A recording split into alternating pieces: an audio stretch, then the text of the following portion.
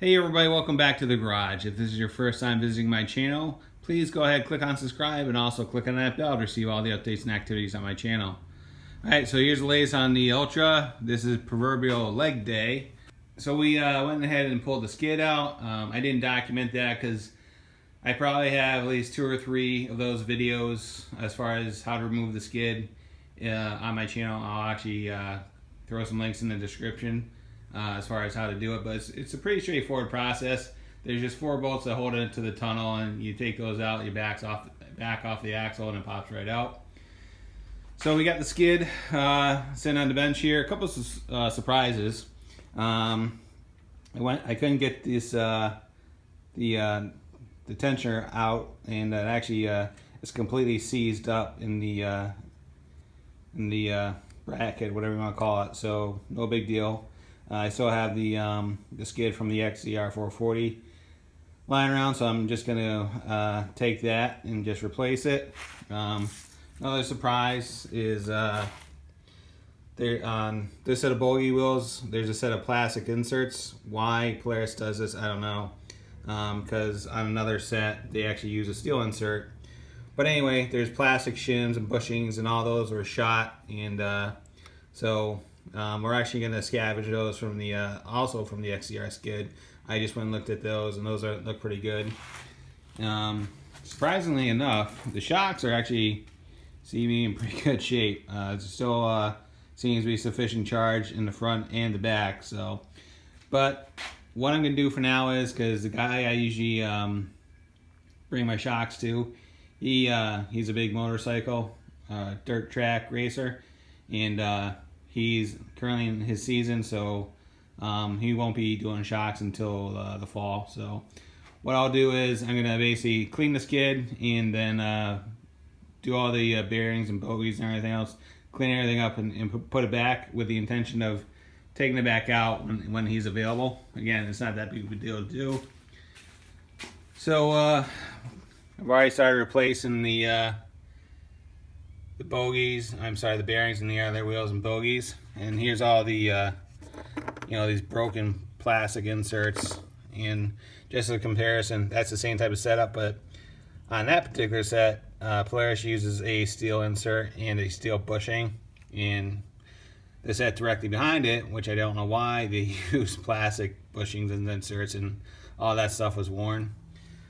Still have to do the rear axle and a couple of the other ones, but there's a pile of the old bearings, and pretty much every bearing on the skid was seized. When we went to go load this thing in the trailer, the track was completely frozen, and now I know why, because every wheel was not turning. So, but you know what? It's a pretty easy process, and what I'll do, I'll also put a link as far as what you need to do to replace the bearings in this. It's pretty straightforward.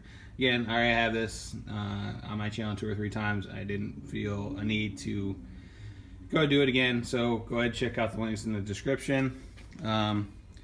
So as far as the engine, I did go out to New York earlier this week, and met with a guy that had this engine from another 96 Ultra, and so we struck up a deal, and we checked it out, and the thing sounds really good. So we picked this up for $250. Which again, this all goes back to what the return on investment and the parts breakdown and everything. As far as what it would cost to rebuild the original engine compared to this. This has a known good bottom end, and we went ahead and looked at the top end just like we did on the other one with a boroscope, and everything on this looks fine.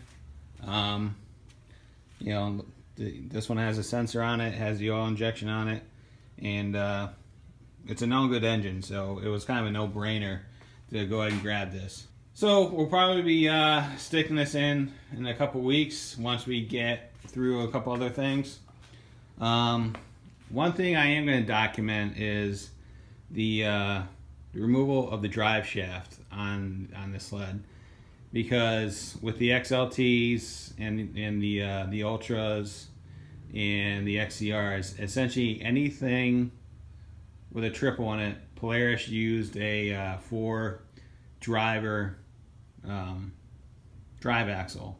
So what you need to do with most track removals and drive shaft removals, typically you can just loosen up, remove the bearing retainer on the left-hand side, and the drive shaft slides right out.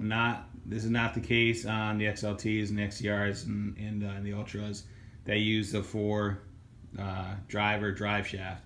You actually have to remove the chain case to get the drive shaft to be removed in order to remove the track, which is fine because we also have the bearings for that. I went ahead and ordered that, so that's no big deal. But it is kind of out of the ordinary what you have to do.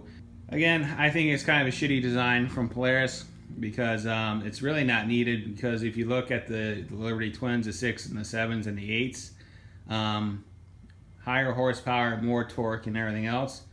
If you look at the drive shafts on those, they only use 2 drivers. Whether the other 2 are needed, it's up for debate. We'll see. We'll go from there. Love to hear your opinions on it. Just got the confirmation back from the manufacturer of the cover for the seat. That'll be back here in a couple days, so I'll be looking forward to that. Be able to finish that. I'm still on the hunt for a nose cone, right? So when I went to New York to grab that engine, I actually stopped at Houdon's up in just outside of Utica somewhere, and outside of Boonville. And I stopped there and I picked up a nose cone. And I said, "Oh, this is great, perfect." So it was from an XLT. So I started removing the graphics on the left-hand side, and then I went over to the right, and the paint lifted right off the nose cone. When it happened, I was just kind of sitting there dumbfounded. So needless to say, I'm still in the hunt for a nose cone. If anybody has one and wants to sell it, please let me know. I'd be more than happy to take it off your hands. Again, it has to be a nose cone from a 95, 96, 94 XLT with this particular paint, black, sapphire, metallic. It's not just straight black. And so there you go. So there's kind of the update on the Ultra. We are making progress. We're in pretty good shape. A lot of things are going to start coming together probably in the next 2 or 3 weeks. We'll get the skid back in there, the engine will be in there, and then the seat will be on.